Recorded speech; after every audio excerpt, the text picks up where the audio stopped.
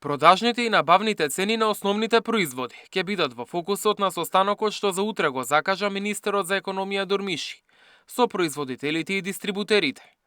Новата рунда разговори следува по контролите на пазарниот инспекторат, кои покажале дека од мај лани до мај годинава набавните цени на прехранбените производи и средствата за хигиена пораснале во просек за 2,6%, додека продажните цени се зголемиле за 4,5%.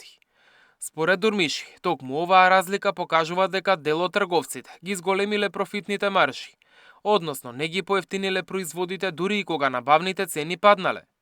Но последната анализа за периодот март-јуни покажува поинаква слика. Набавните цени пораснале за околу 2%, додека на рафтовите зголемувањето било само 0,16%, што според министерот е знак за стабилизација.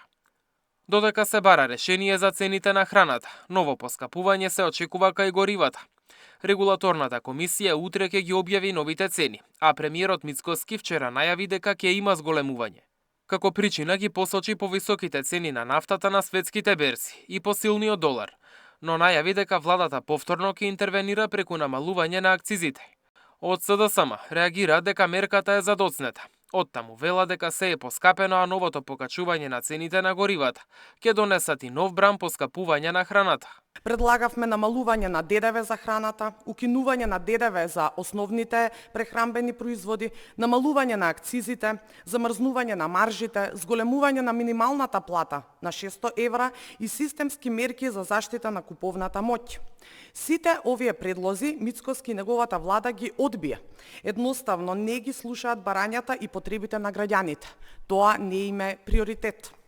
Наместо превентивни мерки, наместо решенија, наместо вистинска грижа што е задача на секоја влада, Мицкоски го стави народот на чекање и на преживување.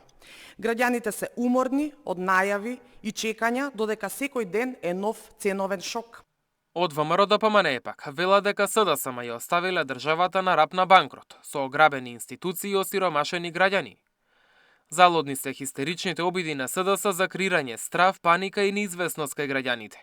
Пресконференциите на СДС за создавање хистерија, за наводни ценовни шокови, скапотија, банкрот на државата веќе никој не ги слуша.